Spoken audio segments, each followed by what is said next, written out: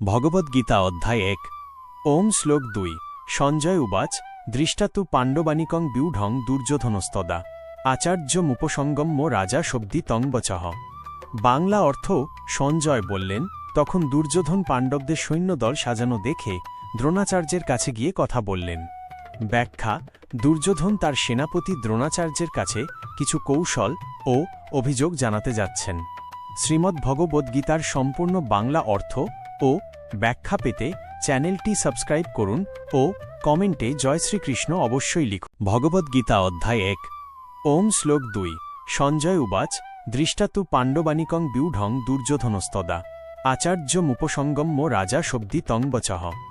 বাংলা অর্থ সঞ্জয় বললেন, তখন দুর্যোধন পাণ্ডবদের সৈন্যদল সাজানো দেখে দ্রোণাচার্যের কাছে গিয়ে কথা বললেন।